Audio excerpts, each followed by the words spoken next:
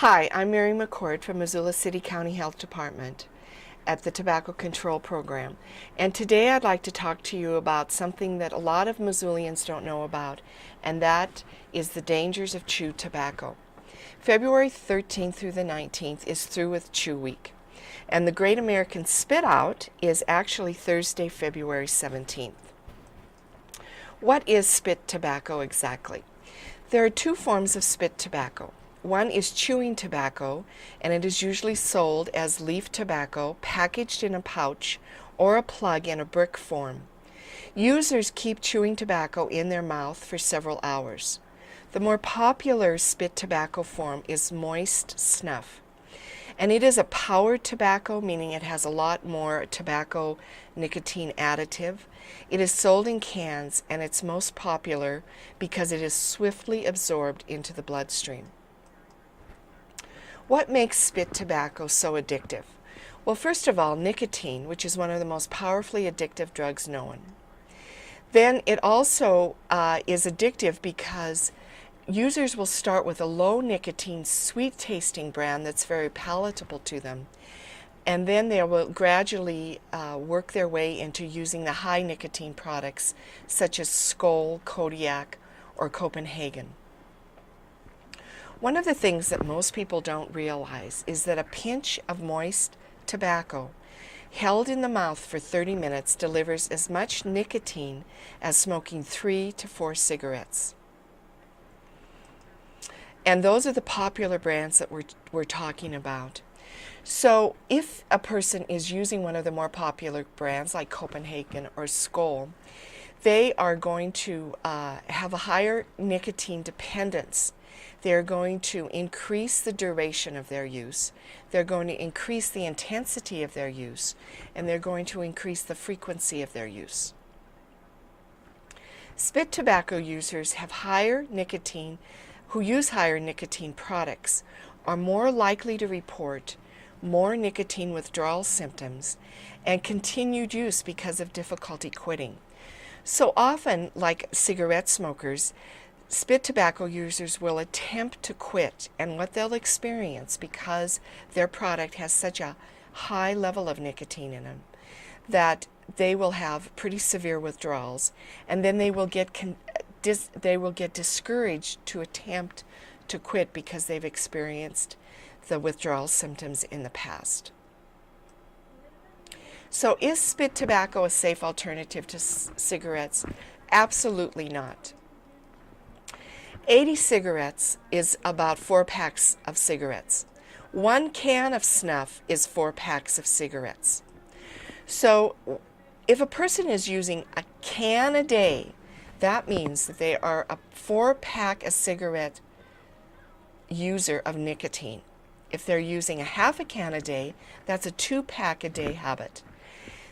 The U.S. Smokeless Tobacco Group, the people that make Skoal and Copenhagen, are known to say that smokeless means harmless, and it's important to understand that smokeless does not mean harmless. So what makes spit tobacco so dangerous? Well, first of all, there's over 3,000 chemicals found in spit tobacco. 28 of those are cancer causers. Let's look at some of what is added. Polonium, which is a nuclear waste, is added to spit. The N-nitrozymes, and these are basically a very unique product to tobacco products, and these are the real cancer causers that we all should be afraid of. Formaldehyde, which is embalming fluid. Cadmium, which is used in car batteries. Cyanide and arsenic, which are both poisons. Lead, which is a poison, and sand is also added to spit tobacco. Now, the reason that sand is added to spit tobacco is so that the sand will rub against the oral mucosa, which is the lining of your mouth, to open it up so that the tobacco can be absorbed. Montana has a high use of spit tobacco. Montana, Wyoming, and West Virginia have the highest use of chew, with 11.7% of adult males using, and more alarming, 20% of male high school students are using spit tobacco. Why is there such a high use? Well, first of all, too many folks are unaware of the health hazards of spit tobacco. Chew is addictive, so once a young person starts, it's very difficult to stop. And U.S. Smokeless Tobacco, the UST, has changed its marketing strategy to target youth in the 1970s. Why do we have such a high use in Montana? First of all, it's widely accepted. It's traditionally a part of American Indian culture and rodeo cowboy culture. And more importantly, it has been marketed to men who enjoy outdoor sports and activities. Let's take a look at how Skoal has been marketing to young men. The current campaign they have going is called Make the Cut. And Make the Cut has to do with a couple of different things. Cut tobacco is what chewing tobacco is made of. And then Make the Cut is also, in these two slides, represents making the cut as far as being a young, virile, strong man. One of the things you'll notice in the majority of the ads for spit tobacco is that they are showing men in outdoor settings where they need and are using both hands. This is important because in many ways spit tobacco is campaigning against cigarettes. So they want to be showing a person using both hands doing an outdoor activity. The ad on our left shows mountain bikers climbing up a rocky hill with having to use one hand to hold their bike and the other hand to steady themselves. Similar ad on the right with the kayaking, one hand to hold their kayaks, the other hand to steady themselves as they climb up a rocky embankment. So both of these ads are talking to young men that you can be an outdoor, virile, healthy young man, be involved in sports that are popular with this population, and still use tobacco product. Let's take a look at this. What are they selling? The Skoal ad that's showing the four-wheeler shows friendship, outdoor activity. There again, they're using two hands for their ATVs, and they're out having a good time. You can tell that they're rugged guys, and they're enjoying the outdoors, mostly in the western states. Copenhagen's ads recently have been geared towards more tender moments, that this man is out bird hunting with his dog in the morning, using both hands. He's petting his dog with one hand, and his rifle is slung over his shoulder with the other hand. It satisfies is the Copenhagen slogan for a lot of these particular ads. This next ad, A Pinch Better, is an ad that is exceptionally offensive. This particular ad came out a month after 9/11. So during a period of time when the United States was focusing in on how brave firefighters are and how dependent we are on them, Skoal decided to take advantage of that particular setting and pair up being brave with using a highly dangerous product, Skoal. This ad was so unpopular that it was pulled from the market, but after a year and a half, Skoal reintroduced it. Here's a more typical ad that Copenhagen has, an ad campaign that Copenhagen has had for several years. The legend continues, introducing the rich, smooth taste of new bourbon-flavored Copenhagen Black. And when I'm teaching this particular ad to high school students, I have them think about what legend are we talking about? Are we talking about the legend of having a lip gone wrong, the legend of having losing teeth? And so it's important for people to start looking at these ads and questioning what they're trying to sell. The Rooster brand ads tend to be really geared more for young boys and men. These ads can be found in Rolling Stone, Sports Illustrated, USPN News, and they have a little harder edge to them. Cockadoodle, freaking do, and where's the chicks? So these ads have a little more of an edge and actually say intense premium tobacco taste, the bold one. So let's talk about the health risks of chew tobacco. We know that chewed tobacco causes oral and other types of cancers. We know it causes gum and tooth problems, high blood pressure, nicotine addiction, heart attacks, and strokes. Let's look at some of the tobacco-related oral disease. This is a picture of a chewer's mouth, and this is called leukoplakia. And what leukoplakia is the body's response to a foreign object. Basically, the body has built up extra cells to try to protect itself from a poisonous product.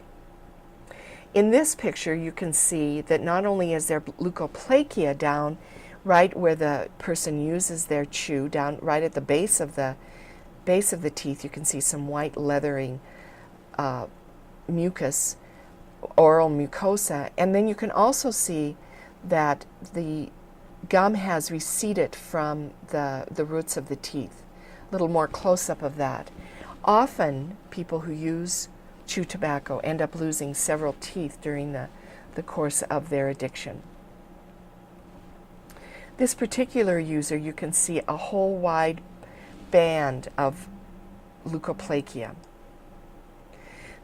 This person unfortunately did not survive his mouth cancer. This is part of the jaw that has been removed. One of the problems with this particular type of addiction is that the cancers that can develop very quickly.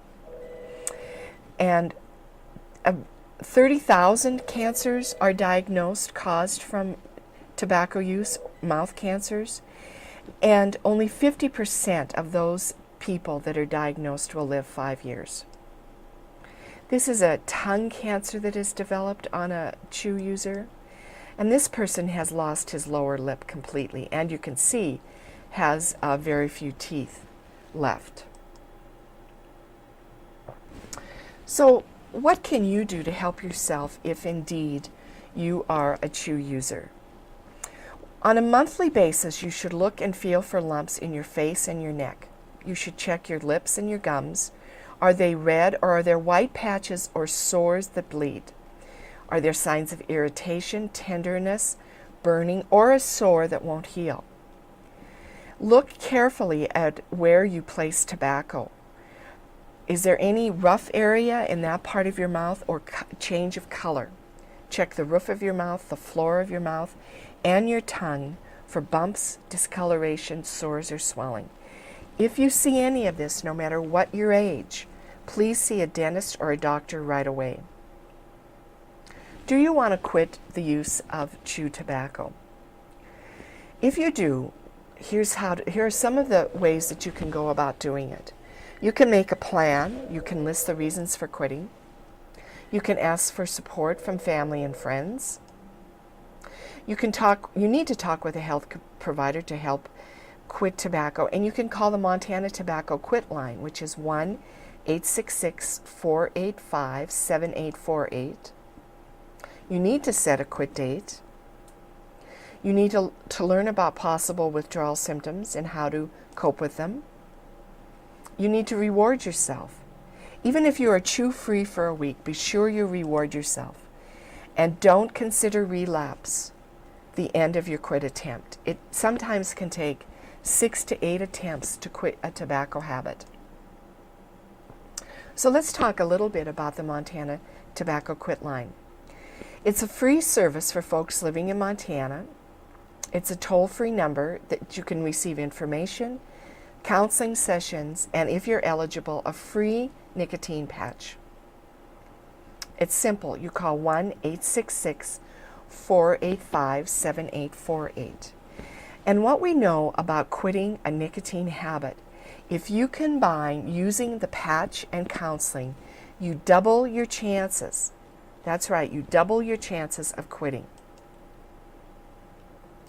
Be patient when you call the quit line, because there's been a huge volume of folks calling since the beginning of the year due to the increase of tobacco products. So it might take a while to get through, but it's an excellent service and it can really help you quit and stay quit. Another resource is www.chewfree.com. It's an online research project being conducted at the Oregon Research Institute, and it's a quit program. So what is the Great American Spit Out? The Great American Spit Out is Thursday, February 17th.